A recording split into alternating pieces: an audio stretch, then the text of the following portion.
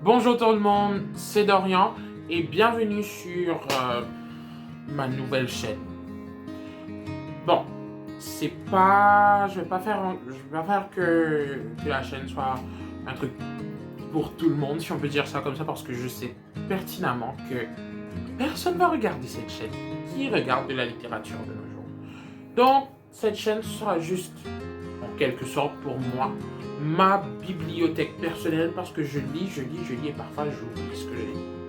Donc, c'est un moyen pour moi de comme si catégoriser, d'avoir des souvenirs, si on peut dire cela comme ça, de mes lectures.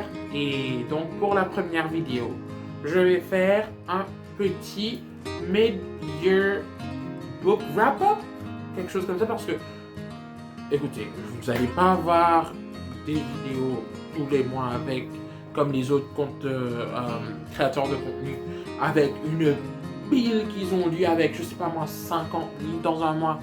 Non, moi c'est un livre par mois, peut-être deux, peut-être trois, maximum. Donc, let's go. Donc,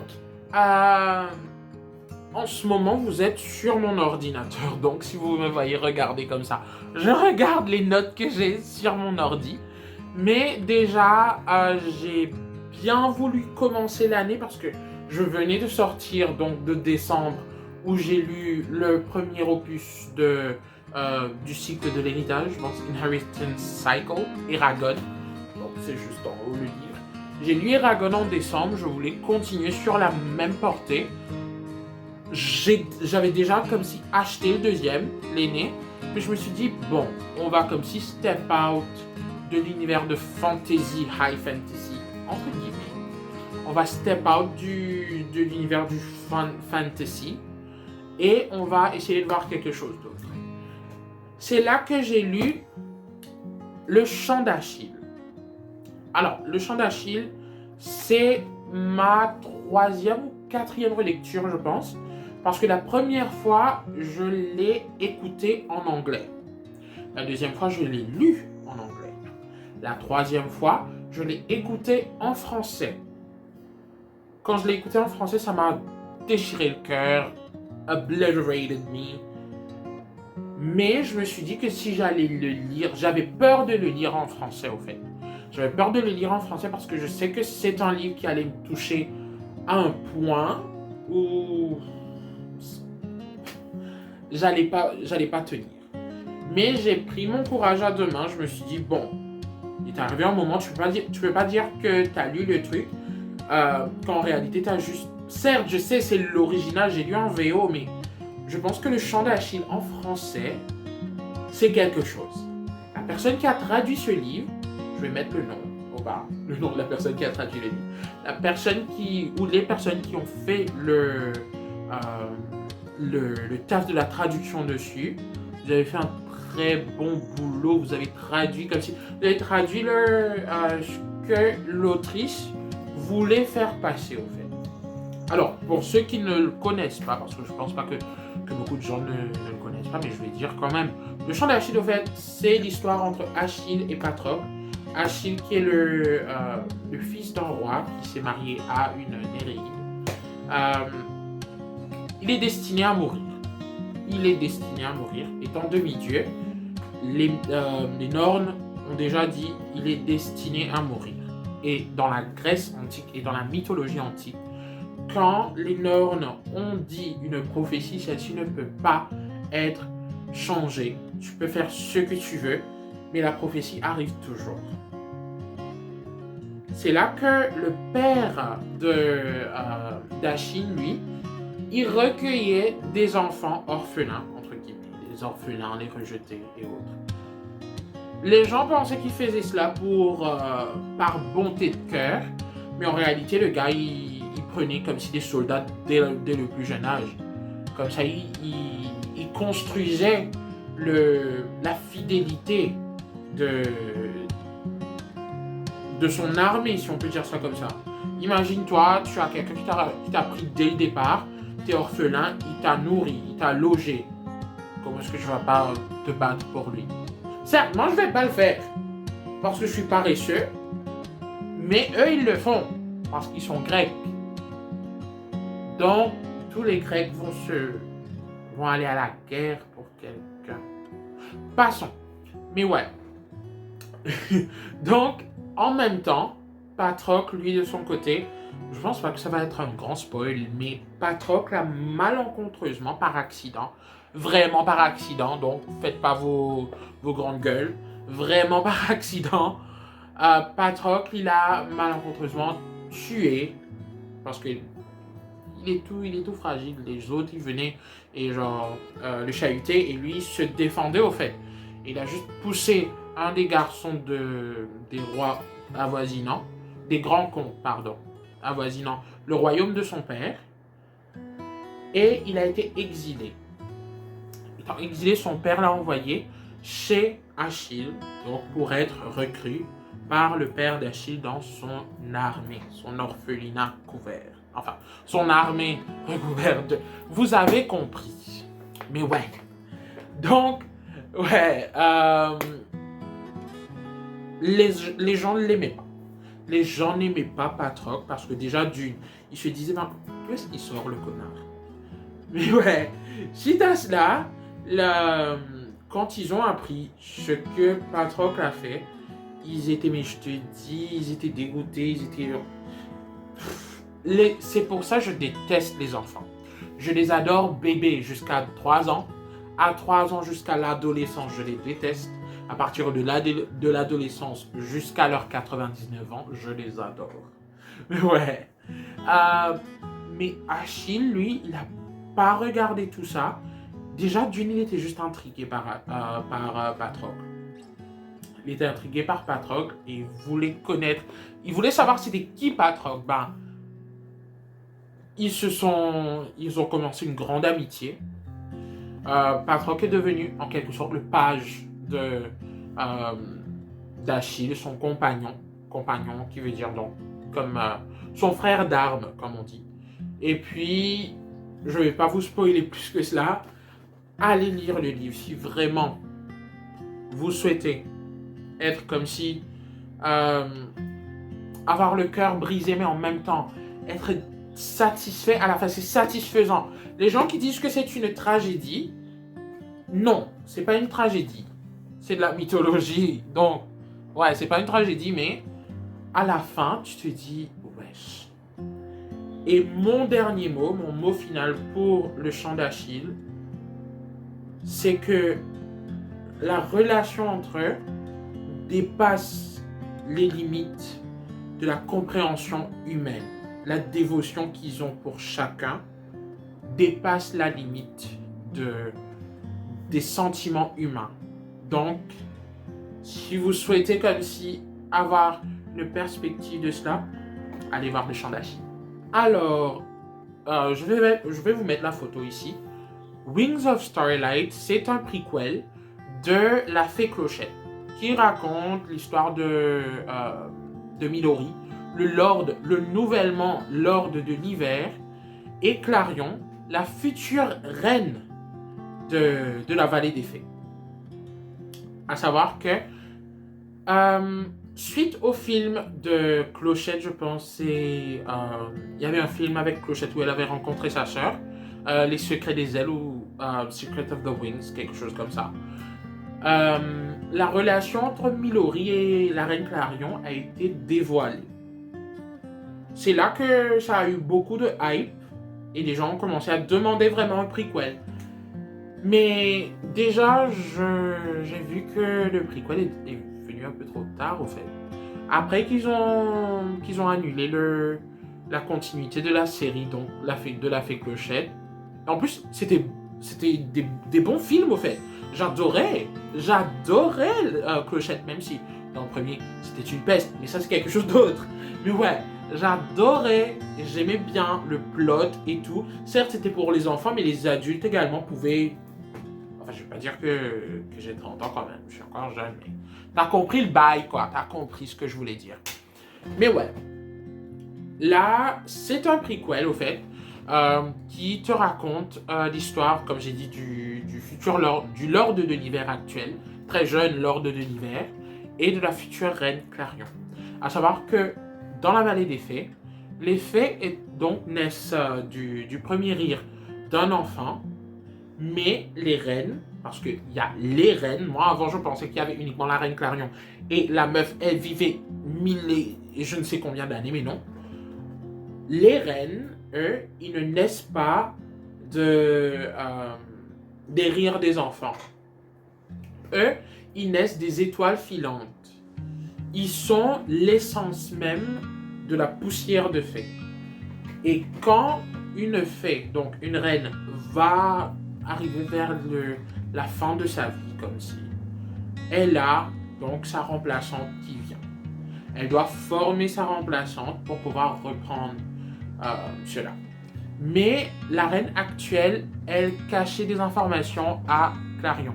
Et Clarion étant quelqu'un de très curieuse, elle a voulu donc, comme on dit, fourrer son nez là où il fallait pas, mais en quelque sorte, ça l'a aidé.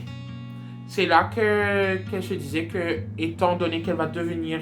Enfin, c'est pas un spoil, c'est quelque chose que c'est dès le début. Elle va se dire que, étant la reine de la vallée des fées, pourquoi uniquement penser aux saisons chaudes et oublier l'hiver?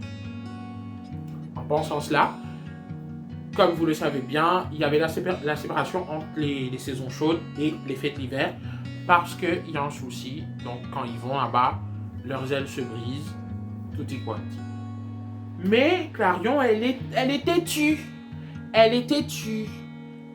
Quand il va y arriver où il y a une menace qui provient de l'hiver, il y a le mythe qui a commencé, qui dit que ce sont les fées de l'hiver qui le font.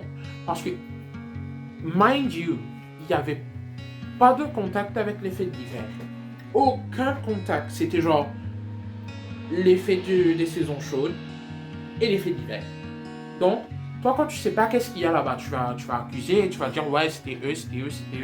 Mais Clarion, elle a dit non, elle a voulu aller voir qu'est-ce qui se passe. Et c'est là qu'elle a rencontré Lord Midori. Donc, voilà, c'est là que l'histoire d'amour a commencé. Je ne vais pas vous dire que c'était un mauvais livre, au contraire, c'était un bon livre. Mais c'est pas le livre de l'année. C'est du young adult, du jeunesse, young adult, pas jeunesse middle grade. Mais c'était cute, c'était mignon pour les gens qui cherchent une romance simple, mais tout de même bien écrit. À savoir que moi j'ai lu en anglais. Ça fait l'affaire. Je vais pas vous mentir, ça fait l'affaire. Mais pour moi, il manquait plus d'intensité dans cela. Je ne vais pas dire que ça devait être un roman adulte, loin de là. Mais puisque c'est jeunesse, c'était un peu très jeunesse. Et je peux comprendre pourquoi ça a été fait. C'est juste à titre personnel. Mais malgré cela, j'ai aimé la lecture. Certes, le milieu, il y a quelques longueurs, mais ça va. C'est une bonne lecture. Est-ce que je conseille? Oui. Est-ce que je vais relire le livre? Je ne pense pas. Donc, à la suite. Donc, maintenant, on va parler du troisième livre que j'ai lu depuis le début de cette année. C'est Conflicted. Je mets la photo. Ouais, je sais, c'est la seule photo que j'ai. Ils n'ont pas d'autres photos pour le livre. Donc, calmez vos ardeurs. Mais ouais, Conflicted, c'est l'histoire entre un démon et un ange. Mika, qui est le chef de l'équipe militaire, si on peut dire, qui s'appelle les Séraphim, une équipe militaire angélique, il a fait des trucs dans le passé. Il a fait des trucs qu'il n'est pas fier. Et que normalement, il est vraiment... Ça le ronge, au fait. Ça le ronge. Mind you, c'est dans un univers déjà complet. La série de livres, ça suit plusieurs personnes, mais vous pouvez lire chaque livre en standalone, parce que quand ça parle des personnages, mais ça va pas trop rentrer en profondeur des autres personnages extérieurs. Et ça vous explique également qu'est-ce qui se passe dans le monde en ce moment. Donc, en même temps, c'est une série, en même temps, c'est une stand-alone que vous pouvez lire sans avoir suivi la série. Donc, reprenons. Comme je disais, Mika ayant fait des choses avant le début de ce livre, il avait beaucoup de remords. Beaucoup de remords. Et disons que, certes, il était le chef de la Ligue des Séraphimes, mais il y avait des gens plus haut gradés que lui. Et disons qu'il se faisait lyncher. Littéralement. Donc oui, c'était pas la belle vie pour lui. Juste après, se rendant compte qu'il a vraiment merdé dans le passé. Enfin, dans le passé. C'était même pas il y a quelques jours avant que le livre commence. Donc, se rendant compte qu'il a vraiment fait des choses pas très bien, Mika a décidé de se retirer dans le boulot au fait. Parce que chez eux, chaque humain, ils vont avoir une fiche. C'est comme si de la bureaucratie, mais angélique. Ils se plongent dans les fiches, dans la paperasse et autres. Quand ils vont donc pour aller chasser des démons, ils sortent et autres, et Mika reste toujours plus tard. C'est là qu'il va rencontrer Nox. Nox qui est un démon. Normalement, les simples démons ont la permission de remonter à la surface, mais retournent de suite. Mais puisque Nox, il avait aidé l'un des enfants de Lucifer, l'un des fils de Lucifer, à s'échapper de l'enfer, le fils de Lucifer avait une dette à payer envers lui. Il a demandé que lui et ses amis, son groupe d'amis, aillent vivre à la surface. Parce que Nox, malgré que c'était un démon, ils savaient tous que l'enfer, c'était l'enfer sur l'enfer. Donc, ouais, tout le monde voulait s'enfuir de l'enfer. Et il avait eu la permission de remonter à la surface. En faisant cela, il avait rencontré Mika. C'est là que la relation a commencé entre les deux. Et ouais, de là, disons que si je vais continuer de raconter, ça va être... je vais spoiler. Je préfère pas spoiler parce que c'était tellement une lecture cute. En même temps adulte mais cute. Où Mika, lui, il était tellement pas branché, genre Love et autres. Pour lui, il avait fait quelque chose de merdique, il devait être puni, mais il pouvait pas, au fait. Il n'avait rien qui le punissait. C'est uniquement les remords qui revenaient. Et c'est là que Nox, quand il est venu, disons que ça a un peu changé. Donc, Conflicted, j'ai lu en VO, donc en anglais. Je vous dis, allez lire. J'ai aimé et j'ai pas lu les autres dans la série. Peut-être. Mais pour le moment, je savoure encore la mémoire et les souvenirs que j'ai eus du livre Conflicted. À la prochaine pour l'autre livre. Donc, le quatrième livre, c'est L'impossible retour d'Amélie Nothomb. Il faut savoir que pour moi,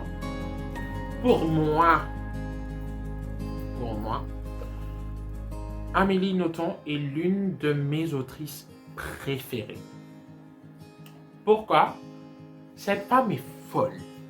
Elle est dingue. Je sais pas qu'est-ce qui se passe dans sa tête. Elle est dépressive. Elle est morbide. Il y a des choses qui se passent dans sa tête que je me dis, wesh, elle a besoin d'aide. Littéralement, l'aide de quelqu'un, une aide médicale. Mais en même temps, je me dis, qu'elle continue d'écrire. J'adore ces livres. Et ouais, L'impossible retour, c'est l'histoire d'Amélie, donc elle-même, en quelque sorte. C'est partiellement autobiographique, mais vous avez compris quoi. Tranche de vie. C'est tranche de vie. Donc Amélie retourne au Japon, pays qu'elle affectionne du plus profond de son cœur. Parce que, ayant vécu son enfance au Japon, parce que son père était diplomate. Elle a dû retourner, à un moment, elle est retournée en Belgique. Elle est repartie encore dans sa jeunesse, mais elle n'a pas pu. Parce que Amélie, elle se rencontre pour la 3e fois où elle repart au Japon avec son amie Pep, elle se rend compte qu'elle est essentiellement européenne. Et son amour pour le Japon est un amour non réciproque. Parce qu'elle veut rester au Japon. Sa vie est pour le Japon. Mais le Japon, malgré que le Japon l'aime bien, mais le Japon ne l'assied pas à ce point.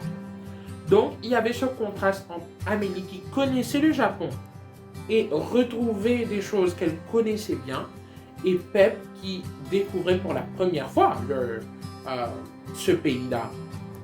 Il y avait des différences et des cultures que les deux avaient en commun, mais en même temps des choses qu'Amélie connaissait déjà et que Pep ne connaissait pas. C'était une lecture fluide parce que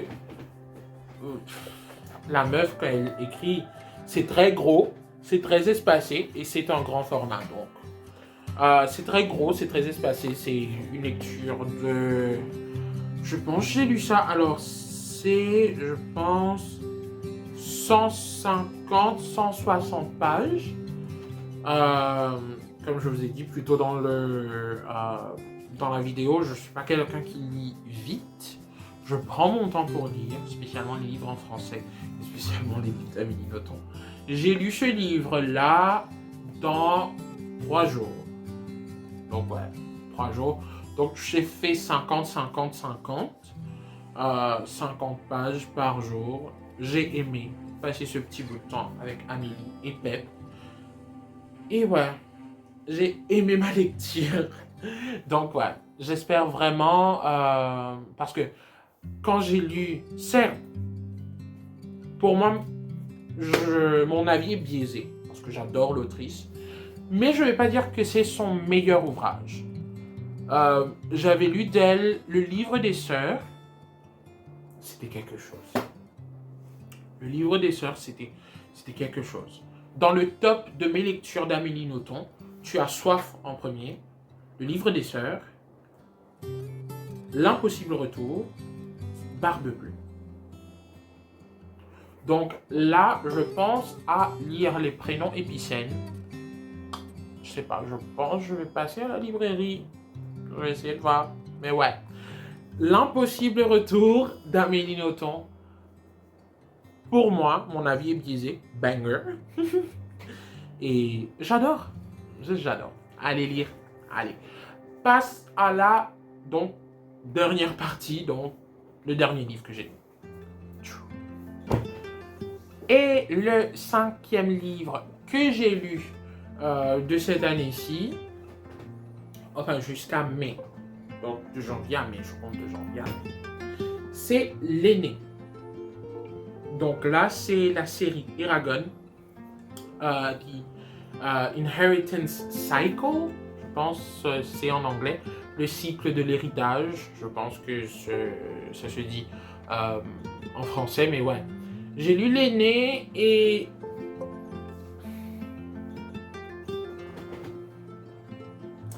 je sais pas, je suis mitigé. Parce que je sais que le truc, ça a été écrit il y a longtemps. Je peux comprendre. C'est pas mauvais, loin de là. C'est pas mauvais, comme je vous ai dit plus tôt dans la vidéo, j'ai lu Eragon en décembre 2024. Donc j'avais terminé vers le 5, le 6 janvier. J'ai pas mis dans la vidéo parce que la majorité de la lecture, elle a été faite décembre. Et puis il y avait eu les fêtes de fin d'année. Et puis j'ai juste fini les 100 dernières pages à partir du 3 jusqu'au 5. Mais comparé à Eragon, celle-ci, déjà c'est plus gros. C'est écrit en plus petit. Donc j'ai pas pris en grand format. Parce qu'en grand format, je sais que ça allait être hyper lourd. Déjà là, quand j'arrivais même pas à tenir le truc, tant c'est une bricasse. Je peux casser des têtes avec. Je te dis, si j'envoie ça, ça brise la vitre. Mais ouais, le truc était tellement lourd que je devais tout le temps poser le livre pour pouvoir lire. Et moi qui aime bien, quand je lis des livres papier, hein, j'aime bien tenir le livre en main et autres. Pendant que je fais des trucs, par exemple, quand je bosse ou je fais des trucs, j'aime lire en même temps. Ça m'aide à passer le temps. Donc, mais celui-là, j'arrivais pas. C'était lourd. L'histoire, je vais pas dire que c'était lourd, mais c'était un peu lent. Donc, l'aîné, c'est la suite du premier opus, donc Eragon. Je vais pas, ça va spoiler un peu Eragon, mais je pense que tout le monde le sait. Eragon, c'est un gars qui a découvert un œuf de dragon et l'œuf a éclos pour révéler son dragon, Saphira. Il y avait déjà un film dessus, je suis sûr que tout le monde l'a déjà vu. Donc, on suit l'histoire. Même là, j'ai la main qui... Ça fait mal à la main de tenir ce truc. Mais ouais, comme je pense que vous avez dû lire dans le premier livre ou voir dans le premier film, je pense que Disney également va faire une série avec.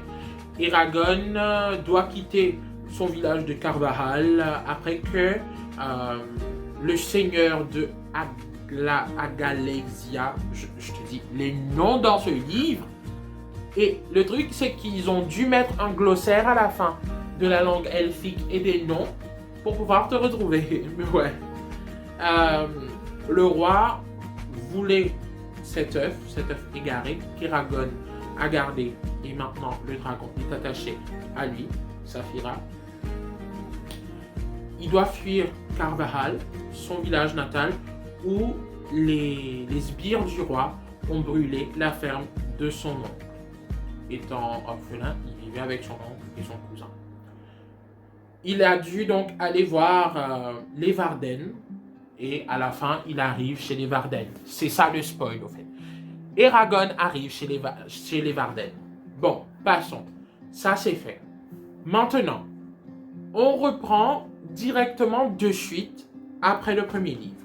Après le premier livre, on reprend de suite dans l'aîné, c'est même pas 2 jours. Même pas 2 jours. C'est là où le premier s'est arrêté, ce livre-là, donc l'aîné, commence au fait. Eragon doit partir chez les elfes. C'est un pacte qui est fait toujours entre les Varden et les dragonniers. Les dragons doivent avoir leur formation avec les elfes. C'est obligé. Donc, on suit l'histoire dans un peu moins que le premier quart du livre. Eragon qui part chez les elfes. Et donc, on suit son apprentissage pour être un dragonnier. C'est là qu'il découvre des choses chez les elfes. Je ne vais pas spoiler, mais il découvre des choses qui le laissent stupéfait. Et c'est là que, ouais, il va apprendre des choses sur le fait d'être dragonnier, ce qu'il peut faire, ce qu'il ne peut pas faire et autres. C'était lent. C'était vraiment lent. Mais pour comme si rythmer l'histoire et pour ne pas nous ennuyer, ce que l'auteur a fait un peu heureusement, si on peut dire ça comme ça, on a suivi Roran, donc le cousin d'Eragon, qui donc voulait sauver l'entièreté du village de Carvajal. Parce qu'une fois que Eragon est parti chez les Varden, le roi a envoyé plusieurs de ses sbires pour entourer le village de Carvajal et de chercher Eragon. Il voulait donc faire capituler le village et faire en sorte qu'il révèle où était Eragon. Mais eux, ils ne savaient même pas. C'est là que Roran, lui, il a décidé de prendre tout le village pour aller chez les Varden, parce qu'il sait que les Varden, ils sont contre le roi, et ils vont, donc comme on dit, les ennemis de mes ennemis sont mes amis. Donc, ouais.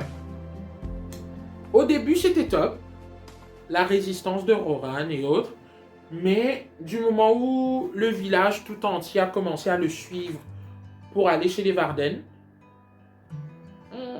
ça paraissait un peu trop scripté. Certaines choses étaient trop scriptées. Parce que, certes, si Roran partait dès le départ, le village aurait été sain et sauf, mais apparemment tout le monde avait un excès de vaillance et de courage, donc je ne vais pas les blâmer. Donc, ouais. 3 sur 5, 5 sur 10, si on peut dire, la lecture. Et j'appréhende de finir la série. Je sais qu'il y a le 3e livre, Brisinger. J'appréhende. Je sais que déjà, Brisinger est plus gros que l'aîné.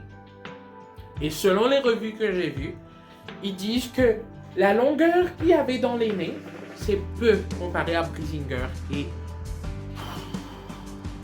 je sais pas, j'aime vraiment pas me forcer à lire, mais j'ai envie de me forcer à lire la série complète.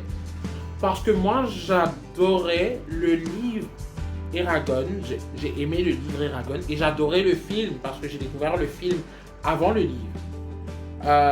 J'adorais le film, je comprenais pas pourquoi les gens ils aimaient pas. C'est là que, ouais, certes, j'ai lu le livre, il y a plus de détails dans le livre, mais en gros, c'est le même. Mais maintenant, finir la série... En fait, je pense que c'est la nostalgie du fait que j'ai vu le film en premier. C'est la nostalgie du film qui me fait vouloir, comme si, regarder, enfin, lire plutôt la série au complet. Je vais voir. Je vais vous tenir au courant de l'avancée de ma lecture. Et donc, ça, c'était mon mid-year wrap-up. Comme je vous ai dit, je ne lis pas beaucoup et rapidement, jusqu'à ce qu'il prend son temps avec ses livres. Et puis au milieu, on a la vie, quoi. Il y a le boulot. Également, je suis écrivain en herbe. Enfin, j'aime pas le mot, j'aime pas me qualifier d'écrivain, mais disons que j'écris et je poste sur Wattpad et autres. Des petits trucs comme ça, mais ouais, ça prend du temps. Mais je fais quand même du temps pour lire un peu, même avec le boulot. Ouais. Et je ne pense pas poster beaucoup de vidéos sur la chaîne. Parce que, comme je vous ai dit plus tôt dans la vidéo, ce ne sera pas une page Booktube comme vous le voyez. Où tout le monde, ouais, ils lisent des tendances et autres. Ici, c'est plus mon plaisir personnel à moi. Les nouveautés, si vous cherchez à avoir mes avis sur les nouveautés qui viennent de sortir, des trucs et autres, donc en trend, passez votre chemin. Ici, c'est que l'amour de la lecture, que ce soit BD, et en plus, j'ai mes BD en haut et je pense à continuer ma collection de BD. Je viens de commencer les BD. Hein. Certes, j'avais le journal de Mickey, la bande à Picsou depuis que je suis petit. Et malgré ça, j'achète toujours, mais je commence à lire plus beaucoup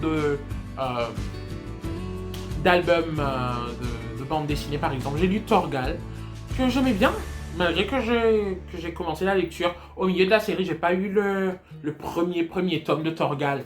Mais ouais, j'aime bien les bandes dessinées. Et entre les livres que je vous ai dit là, hein, entre les livres, il y a également des nouvelles que j'ai lues. Mais j'ai pas mis les nouvelles dans le wrap-up parce que les nouvelles, c'est quelque chose que je termine en un jour. Une nouvelle de 50 pages. Ça compte pas. Également, les livres également que je lis encore, j'adore lire sur Wattpad. Parce que je sais que de nos jours, les gens vont cracher sur Wattpad. Ils vont dire, ouais, ce sont pas des vrais auteurs et autres. Et étant quelqu'un qui a commencé la lecture et l'amour de la lecture sur Wattpad, je lis toujours, je soutiens les petits auteurs et croyez-moi, si vous cherchez bien, vous pouvez dénicher des pépites. Mais ouais, donc c'était Dorian et on se voit peut-être dans un mois. Bye!